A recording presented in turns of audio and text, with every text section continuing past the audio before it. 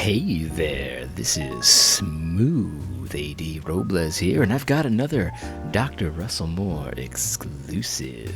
All right, well, we see here he's got a video about socialism. Now, this should be very interesting. I think that a lot of us really want to know what Dr. Russell Moore thinks about socialism, and so this could be a very spicy take. We'll find out. I guess we will. First thing first, whenever I start to watch a video, I always want to see, what the video is about. So let's read the description here.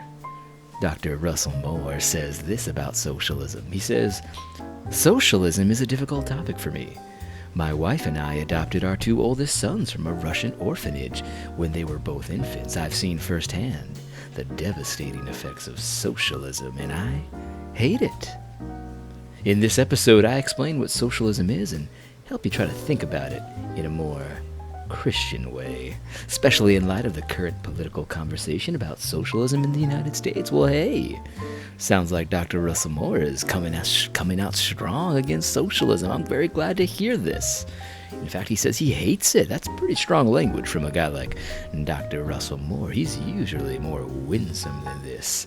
But anyway, I think that's really all I need to do. I mean, this is a 10-minute video, so let's save us a little time and just read the description and give him the benefit of the doubt. It's Dr. Russell Moore hates socialism.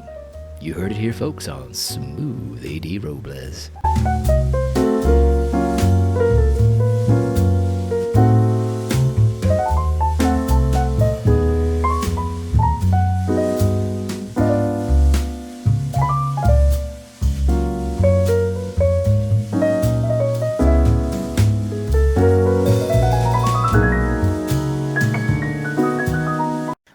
Well, just kidding.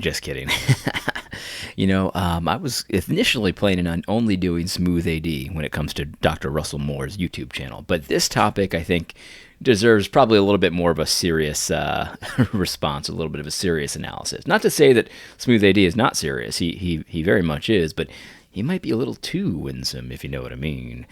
Anyway, let's watch this video. I thought this was interesting. I saw some people praising this video, and I certainly think there are good aspects of it. But overall, well, let's figure out what he's up to here, Dr. Russell Moore. This is his video on socialism.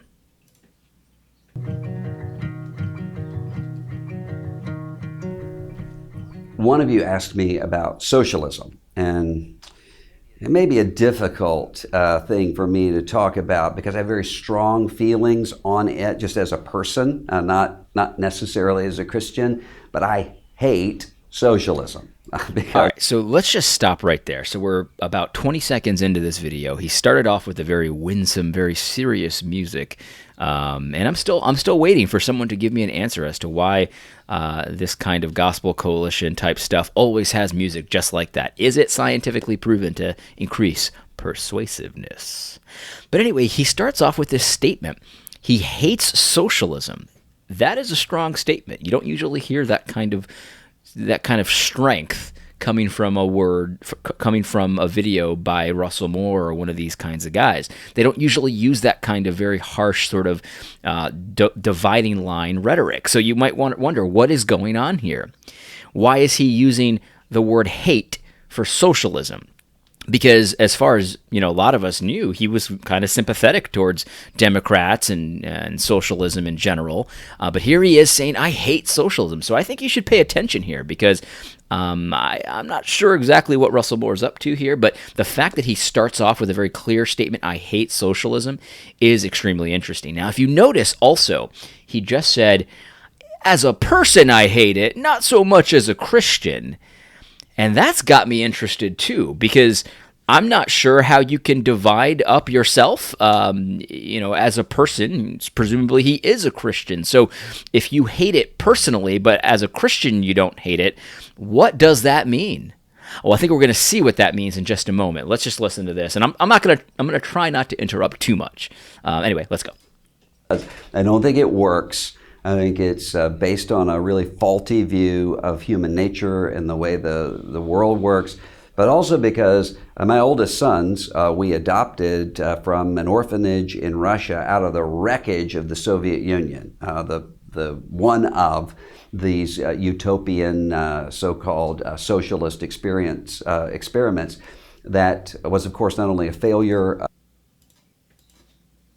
but also ended up killing a lot of people. So I have strong feelings on socialism, but let's step back a little bit and just look at it morally. We live in a time of forgetfulness, and that shows up in kind of the two not dominating, because most people aren't necessarily in these camps, but they're the places where all the energy seems to be right now around the world, and that's in populism. People don't remember where that kind of blood and soil sort of identity, isolationist kind of politics leads, and socialism. People don't remember what socialism actually is or what it has done. That's why. So let me stop here for a second. There's two things I want to point out here. That this is so interesting. Like somebody who, we need to do a little speech act theory on this whole video, because people are asking, what is he up to here? What is Dr. Russellmore up to here? First things first. The first thing he brings up is a bunch of pragmatic reasons why he hates socialism. So I thought that was interesting in itself, because he says it doesn't work. It doesn't have the right view of mankind. A lot of people died, and I adopted kids from the wreckage of socialism. And all of those might be good reasons to hate socialism, but really they're not the point, because we don't decide what's good or bad based on the results necessarily. We don't decide what's a good system or what's a bad system based on subjective sort of personal feelings and personal results. Like the fact that he adopted some kids from the wreckage of socialism doesn't tell you whether or not socialism is a good thing or a bad thing. It doesn't tell you the fact that it doesn't work. The question we have to ask, who defines works? Like, what does it mean that it doesn't work? What was it supposed to be like? You know what I mean? So these are pragmatic reasons, and they might be true. I agree. Socialism is evil. It doesn't work. It leads to deaths. All this kind of stuff. I agree with all that stuff, but that's not really fundamentally why I oppose it. I oppose it because biblically, objectively speaking, it is evil. Okay? It breaks the law of God. So, but anyway, we'll let him continue, because maybe he'll get into that in a minute. But also, do you see how he sees the world? He's dividing up the world. Now he's a smart man, so he's not going to say, well, everyone falls into these two categories. But the way he sees the world is primarily two things. It's primarily blood and soil nationalism or socialism. And honestly, it gives you a window into how he thinks and why he thinks the way he thinks. That's not how I would divide up the world: blood and soil or socialism. Those are the only two options. Interesting. You can have these posters and T-shirts of Shea, for instance, as though he were a heroic figure rather than a bloodthirsty murderer and terrorist, which he was. So the question is socialism Christian? And let's stop right there. Let's stop right there. I'm very grateful that he took a stand on Che Guevara. I think this is trying to throw a bone to conservatives, because a lot of people point out that Che Guevara was an evil person, and people pretend like he's this hero. And so I'm glad he did that, but it's not very controversial. Like, if you're a Christian and you think Che Guevara is a hero, you've got some serious problems. You've got some serious worldview problems. So thanks for the throwing us the bone, but that's is that really praiseworthy to recognize that an evil terrorist monster was an evil terrorist monster? I don't really think so. But anyway, let's continue. He's about to talk about, is socialism Christian? All right, here we go. Might mean by that is, well, can somebody be a socialist and a Christian? Of course. People can be in almost any sort of political system. It can be right or wrong about those things and still trust in Christ. All right, stop right there. And I want all of you social justice advocates to hear what he said right there. Okay, because I kind of agree with him. I don't think that's what most people mean when they say, is socialism Christian? But if that is what you mean, if you mean, can someone be a Christian and claim to be a socialist as well? Sure, you can. You'd be inconsistent. You'd have problematic beliefs. You'd have worldview issues. But yes, Christ can forgive the sin of advocating for socialism. So listen up, social justice warriors, because a lot of you would like to pretend like you can't be a Christian and advocate for slavery. You can't be was George Whitefield even a Christian? I don't know. Like this statement has put a stop to that. Okay? Now these are questions we need to explore, because we need to also wonder, can someone be a white nationalist and be a Christian? Dr. Russell Moore, I'd like to hear your answer on that. Can someone be in the white nationalist party in the United States and be a Christian? According to what you just said, the answer has to be yes, and I would agree. However, I'd be interested to hear your answer. People mean when they ask that is, well, what about socialism itself? Is it consistent with a Christian view of reality? This is the real question that most people mean when they say, is socialism Christian? Let's hear what he has to say. And in order to answer that, we really have to define terms. And one of the reasons it's hard to talk about this in the short time that we have is because we don't even really know often when we have this conversation what socialism is.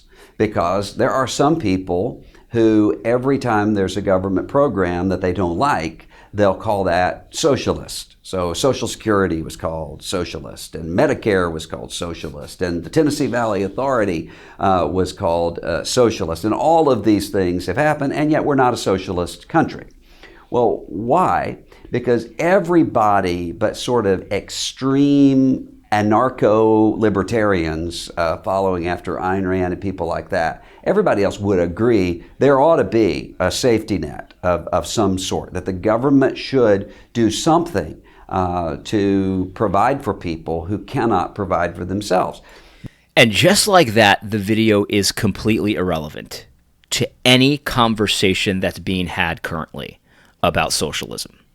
Just like that, he's defined himself into irrelevancy. Because at the end of the day, like he might be right. Most people think that the government should offer a safety net for people, should offer Social Security or Medicare or whatever the other things he mentioned there. Yeah, that might be true. Most people agree with that. But the question that's being asked, is that kind of thing godly? Is that kind of thing allowed in God's conception of what a government ought to be? That's the question. So it doesn't matter if most people agree with this. The question is, and honestly, I don't even care if you call it socialism. See, that's the other thing. He's about to make this video irrelevant by saying, well, socialism's only if you do it exactly this way, and it's a pure communism and things like that. And that's irrelevant.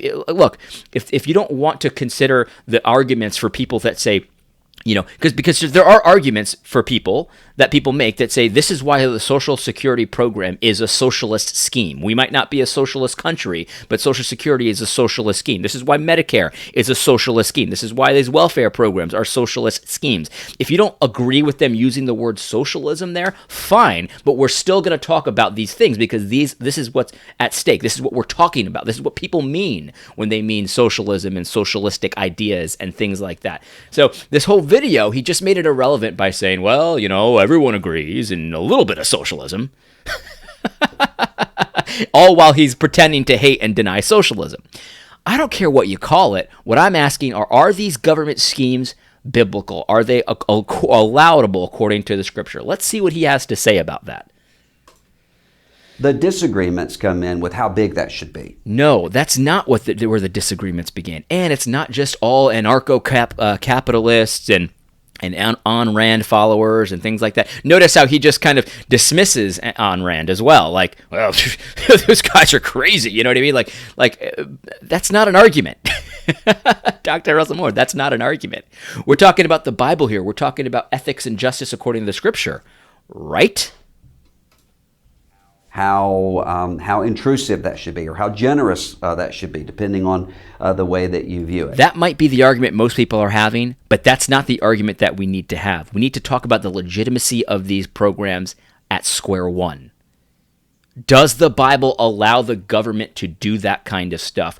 Because at the end of the day, the government can do whatever it wants if it had its own resources, but it doesn't. It takes those resources from people. That's the problem. So we're asking, is that idea that the government can take resources from some and provide to others, is that biblical? Is that allowable? That's the question. That's the only question. When I'm talking about socialism, I'm talking about actual socialism where the state owns the means of production. Now, what we're talking Great. Well, that's wonderful. You're against communism. Thank you very much. I guess, I mean, do we need to talk about this for 10 minutes? I guess there are legitimate communists out there. I understand that. But you see how this, you see why I say this video has become irrelevant? Because this is not the argument that most everybody, look, he just said most people are debating how much government intrusion can happen and how much government programs can happen. Yeah, well, most people are already against communism, so what's the point of the video? about usually these days is democratic socialism. So not totalitarian communism, such as we would see in the Soviet Union or Cuba or China, but instead a kind of socialism that comes about, the advocates would say, through democratic processes, and we get to this final step where the means of production are owned by the state. So why is that attractive? Well, again, people don't remember some of the socialist experiments that we've seen around the world, but also because there are some real problems in a capitalist economy. Stop right there. Why is it attractive? Why is socialism attractive? Okay, why is a state that owns the means of production? Because let's just take him at his word. Obviously, he's trying to put this wall of separation between totally owning the means of production and only kind of owning some of the means of production, or only kind of taking some of your money and things like that. There is no wall there philosophically, because at the end of the day, if the government can take from some and give to others a little bit by force. Because the thing is, we got to remember this. Like, this is all done by force. Because if you don't pay into Social Security, you will be arrested. Everything that the government does, they do at gunpoint, theoretically. So in other words, if you don't pay your taxes, they're going to come for you. And if you refuse to go with them, they are going to kill you. I mean, that's the thing. So if it's allowable to do it a little bit, where's the moral principle? This guy's an ethicist, right? This guy leads the ethics and religious liberties, whatever it's called. If they're allowed to do it for Social Security and Medicare and welfare and things like that, why can't they just do it a little bit more? You see, we got to be consistent here. This is about principles. This is not about pragmatics. That's what he's trying to make it about, pragmatics. It's not about that. It's about principles. What is the principle in it? Can the government take from you in order to give to another? No, not according to the Bible. So then total socialism is disallowed, but also kind of a little bit halfway socialism is not allowed either. It doesn't matter if they do it by a violent revolution or if they do it by vote. It's still violence. Either way, it's still being promoted at the point of a gun. So the question is, why is socialism attractive to people? Well, because people have larceny in their heart. They want to take from some and give to others. People have a lust for power. People like stealing. People like violence. That's why socialism is attractive. Let's call it what it is. We're talking biblical here. Why do people vote for the government to steal from some to give to others? Because they like larceny. They're thieves. That's why. You can see that with income inequality. Many people very concerned about the fact that you have some people who are very, very rich, other people who are very, very poor. He's listing the problems of capitalism. There's rich and poor people. That's a problem in capitalism. By what standard, Dr. Russell Moore? You're an ethicist. So where in the Bible does it say that an income inequality is a problem? I could wait forever. You'll never find it. And I can show you Bible verses where it says that income inequalities are completely legitimate. Wondering how is that fair and just? Also because capitalism, and I'm a convinced capitalist, but it brings with it, pornography is a capitalist enterprise. There are a lot of things that capitalism can bring that are not morally good. And then you look around the world and you see these global changes with automation and so forth. A lot of people losing their jobs and losing their communities. And so socialism can seem attractive. Okay, so capitalism has problems because of income inequality. That's not fair and just. Pornography, that's evil. I think we can all agree that pornography is evil. And automation.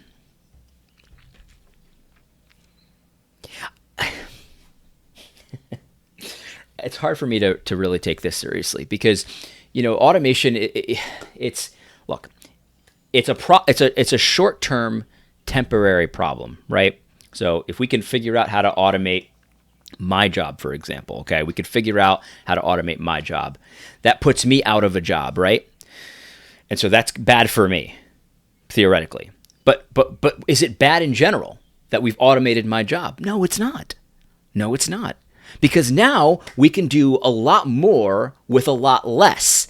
And so things are, profits are increased, and available capital for other enterprises are increased. And the thing is, we can't predict. Hold on one second here.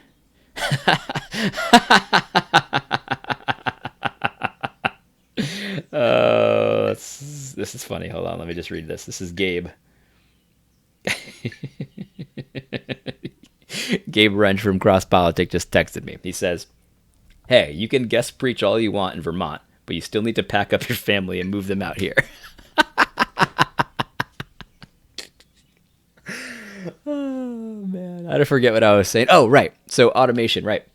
So automation is done to improve productivity, right? Productivity. And why would somebody want to improve productivity? Well, it frees up capital and resources for other enterprises, other things. And so all I might see, because I'm the one that's being replaced by automation, I might see, oh my goodness, I've lost a job. But what I don't see is all of the opportunities that are created by automating my job.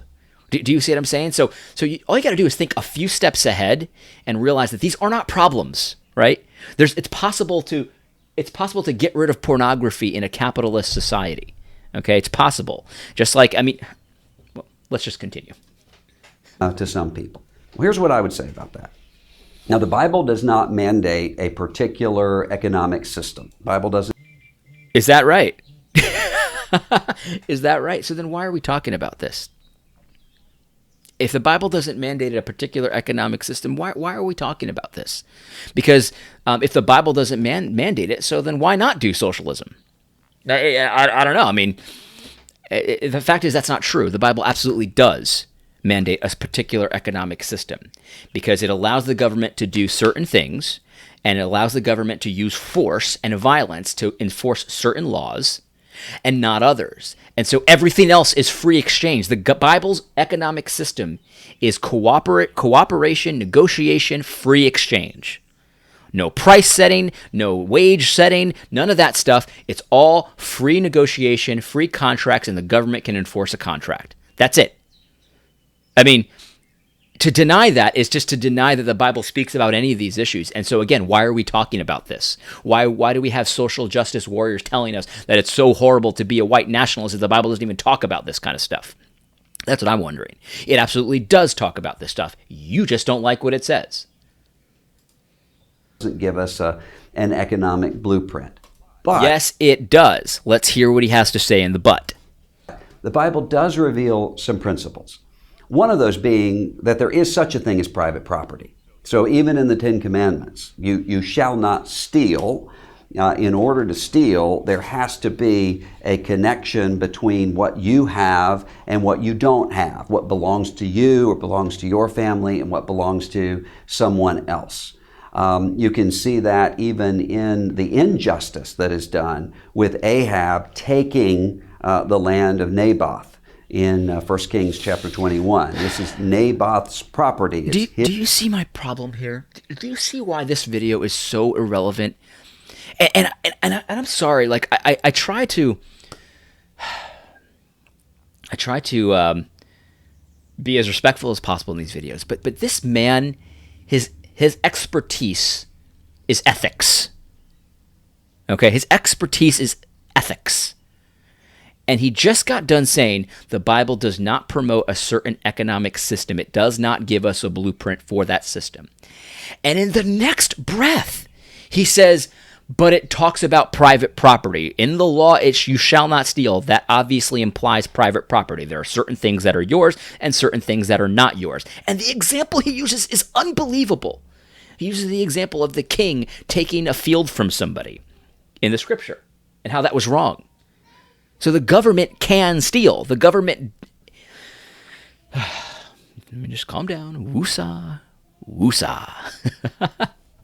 His inheritance is being taken away. And that's consistent with the rest of the Bible. I mean, Adam is created with a connection between his labor and his life. You will bring forth bread from the ground. Jesus indicates that that's pointing to something even more primal. I see what my Father is doing and I share in that. So if the Bible doesn't have a standard for economics, an economic system blueprint that it puts forward, then why was what the king did to Naboth wrong? He stole his land. The government stole his land. Why was that wrong? If the Bible doesn't put forward justice in economics, what is justice and what is not? Why can't I steal? Why can't I vote for others to steal for me? Why can't I team up with a whole bunch of people, declare ourselves kings of the land, and steal from everybody? You see, here's the thing. A lot of you guys out there say taxation is theft, and that's all you say. And I get that. I understand the sentiment, and in general, I agree. However, taxation is not necessarily theft. There is some taxation, very small. There is some taxation that is allowable according to the Scripture. Most taxation is theft. Most taxation is theft because the government does not own your property. And so when it takes your income, from you, when it takes your inheritance from you, when it takes your property from you via taxes, that's unjust. That is stealing.